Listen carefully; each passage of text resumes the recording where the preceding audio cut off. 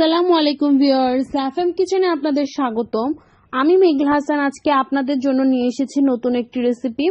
আমি আজকে আপনাদের সাথে শেয়ার করছি চিকেন ভেজিটেবল ফ্রাইড রাইস। কিভাবে ঘরে বসে চাইনিজ রেস্টুরেন্টগুলোর মতোই ফ্রাইড রাইস তৈরি করতে পারবেন এবং ফ্যামিলিদের সাথে শেয়ার করতে পারবেন, ঠিক সেই রেসিপিটাই আমি আপনাদের সাথে শেয়ার করছি। তো এখন আমি বেশি কথা না বলে মূল রেসিপিতেই চলে যাচ্ছি।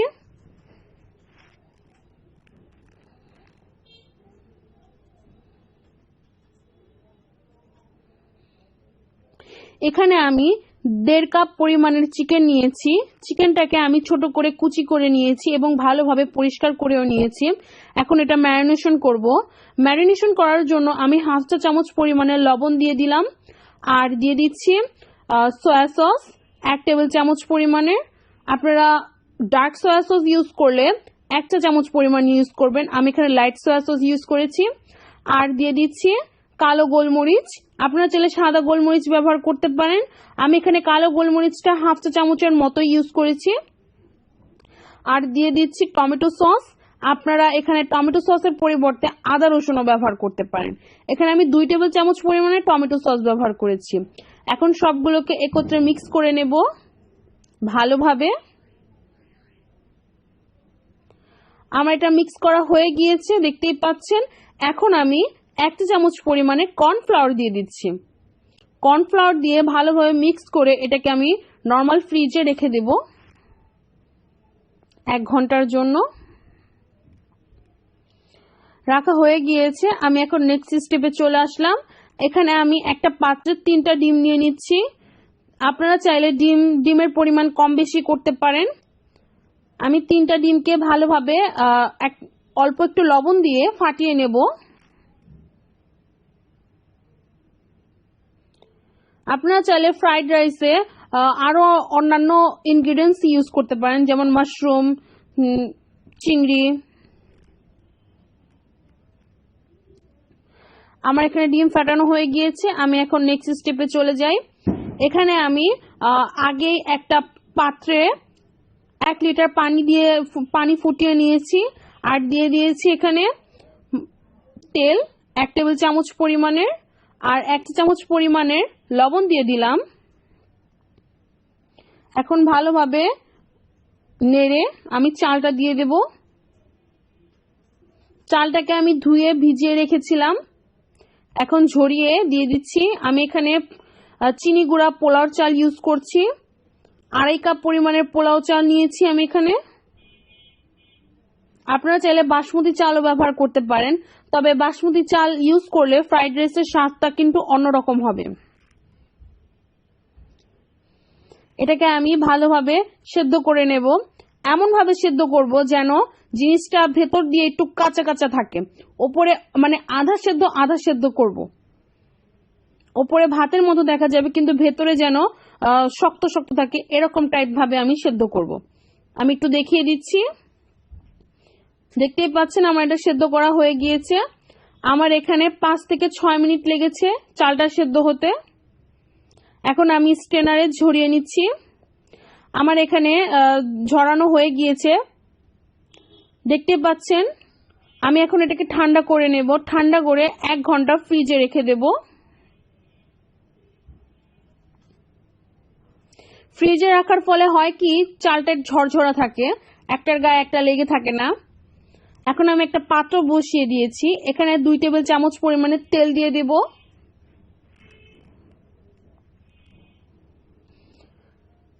তেলটা একটু গরম হয়ে আসলে আমি যে ডিমটা ফাটিয়ে রেখেছিলাম সেই ডিমটা স্ক্র্যাম্বল করে নেব।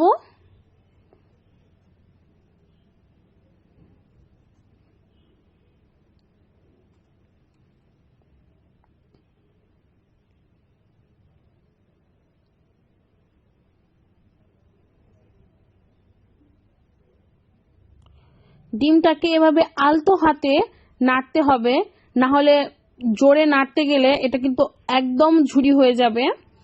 আমার ডিমটা কিন্তু ভাজা হয়ে গিয়েছে। আমি এখন ডিমটাকে উঠিয়ে ফেলবো।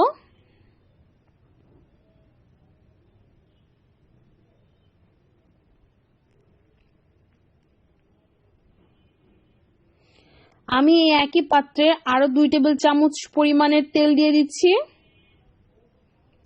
এবং আমি যে ম্যারিনেশন করে রেখেছিলাম মাংসটা, আমি এই মাংসটা তেলে ছেড়ে দিচ্ছি। মাংসটাকে আমি 2 পাশে ভালোভাবে ভেজে নেব। প্রথমে মাংসটাকে ভেজে তারপর এটাকে সেদ্ধ করব। এপিট ওপিট অনবরত নাড়তে হবে, অনবরত না আর কি, একটু একটু পর পর নাড়তে হবে যেন এক সাইডে মাংস বেশি সেদ্ধ হয়ে না যায়।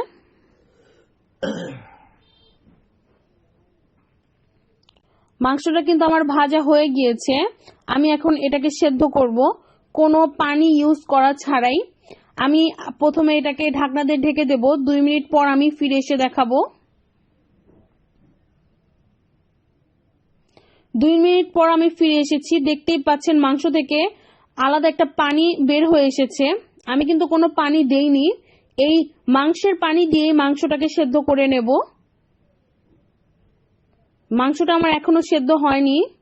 এখন আমি এটাকে আবার ঢাকনা দিয়ে ঢেকে দেব। আমি এসে পড়েছি 5 মিনিট পর। দেখতেই পাচ্ছেন পানিটা কিন্তু শুকিয়ে গিয়েছে আর তেল চিটচিটে একটা ভাব দেখা যাচ্ছে। মাংসটা দেখতেই পাচ্ছেন একদম গলে গিয়েছে। সো আমার মাংসটা রান্না করা হয়ে গিয়েছে। আমি এখন উঠিয়ে ফেলবো। মাংসটাকে আমি আরো বেশি রান্না করব না, কারণ বেশি চুলায় রাখলে এর জুসিনেসটা কিন্তু থাকবে না। এখন আমি 2 টেবিল চামচ পরিমাণের বাটার দিয়ে দিলাম সে একই পাত্রে। আর একটু মেল্টেড বাটার ছিল, সেই বাটারটাও দিয়ে দিচ্ছি।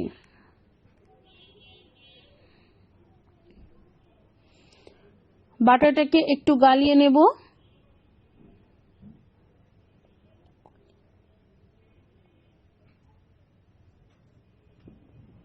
এখন এর মধ্যে আমি পেঁয়াজ কলি দিয়ে দিচ্ছি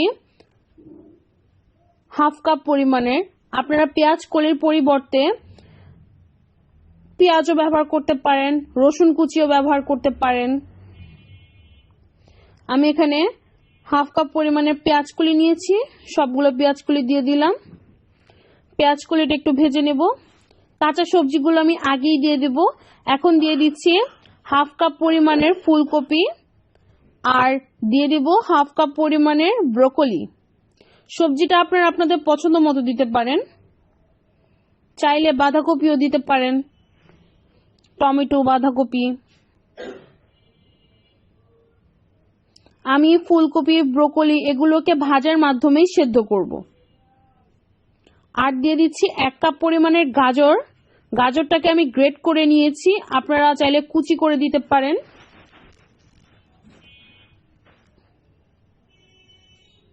আর দিয়ে দিচ্ছি ঝালের জন্য কিছু কাঁচামরিচ। কাঁচামরিচটাকে আমি মাঝখান দিয়ে ফালি করে দিয়েছি।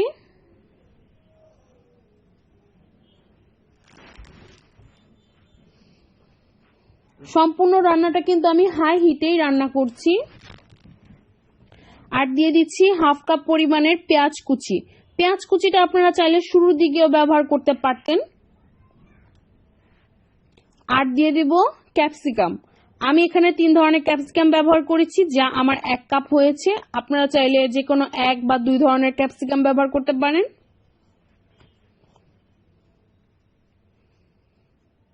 আর দিয়ে দিচ্ছি হাফ কাপ পরিমাণের মটরশুঁটি। এটা অপশনাল, স্কিপ করতে পারেন। ফ্রাইড রাইসে আপনি কি কি সবজি ব্যবহার করতে পারেন এটা আপনার উপর ডিপেন্ড করবে। যেমন ফুলকপির পরিবর্তে আপনারা বাঁধাকপি ইউজ করতে পারেন, ক্যাপসিকাম 3টা না ব্যবহার করে একটা যে কোনো একটা ইউজ করতে পারেন। টোটালি ডিপেন্ড করে আপনার নিজের উপর। এখন সবগুলো মশলা একত্রে ভালোভাবে ভেজে নেব। সবগুলো মশলা ভাজার পর আমি এখন সেই আগে ডিম ভাজা আর হলো মুরগির রান্না করা মুরগিটা দিয়ে দিলাম। সবগুলোকে একত্রে মিক্স করে নেব, ভালোভাবে ভেজে নেব সবগুলোকে একত্রে। আমি ফ্রিজ থেকে চালটা বের করে নিয়েছি। দেখতেই পাচ্ছেন কি পরিমাণে ঝরঝরে হয়েছে, একটার গায়ে একটা লেগে নেই। চালটা ফ্রিজে রাখার কারণ হচ্ছে সেদ্ধ করার পর চালের মধ্যে একটা আঠালো একটা ভাব আসে, সেই আঠালো ভাবটা ফ্রিজে রাখার মাধ্যমেই চলে যায়। নাহলে সেটা যদি সাথে সাথে রান্না করা হয় তাহলে কিন্তু একটার গায়ে একটা কিন্তু লেগে যায়। এখন দিয়ে দিলাম 1 টেবিল চামচ পরিমাণের সয়া সস, আর দিয়ে দিচ্ছি 3 টেবিল চামচ পরিমাণের টমেটো সস। এখানে সসটা আপনারা ব্যবহার করার চেষ্টা করবেন, কারণ সসটাই চাইনিজের মতো একটা ফ্লেভার নিয়ে আসে। সবগুলো একত্রে ভালোভাবে মিক্স করে নেব এবং সম্পূর্ণ রান্নাটাই কিন্তু ভাজার মাধ্যমেই হবে। আমার ফ্রাইড রাইস মানে ফ্রাই করে রান্না করতে হয়, সো মশলাটা ভালোভাবে ফ্রাই করতে হবে।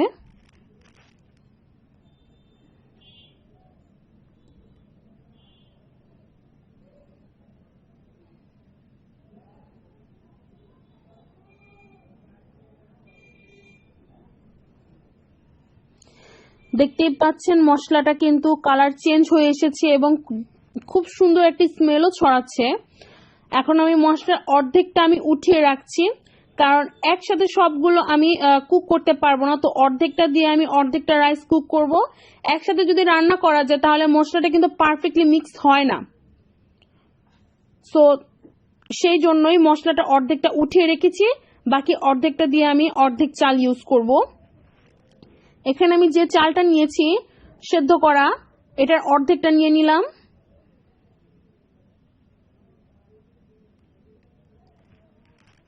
আবার একসাথে করতে গেলেও কিন্তু জিনিসটা নরম হয়ে যায়, বেশি একদম খিচুড়ি টাইপ হয়ে যায়। সো আপনারা চেষ্টা করবেন জিনিসটা পারফেক্টলি ভাবে তৈরি করার জন্য। বেশি মেহমান হলে যখন বেশি রান্না করা হয় তখন অর্ধেকটা করে যদি রান্না করা হয় ওই জিনিসটা কিন্তু পারফেক্ট হয়। ফ্রাইড রাইসটা কিন্তু মিক্স করাও হয়ে গিয়েছে, সাথে আমার এটা ফুল আছে যেহেতু আমি করেছি, এটা আমার ফ্রাইও করা হয়ে গিয়েছে। এখন আমি কিছু পেঁয়াজ কলিও দিয়ে দেব।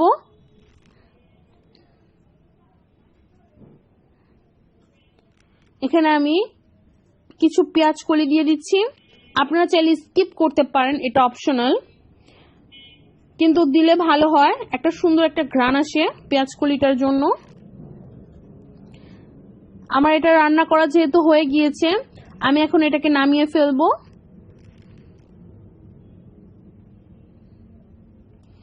আমি সে আগের পাত্র নিয়েছি আর যে মশলাটা উঠিয়ে রেখেছিলাম বাকি মশলাটা আমি দিয়ে দিচ্ছি। আমি সেম প্রসেসেই এই রান্নাটা, এই নেক্সট স্টেপের রান্নাটাই রান্না করছি। বাকি অংশটুকু আমি সেম প্রসেসেই রান্না করছি।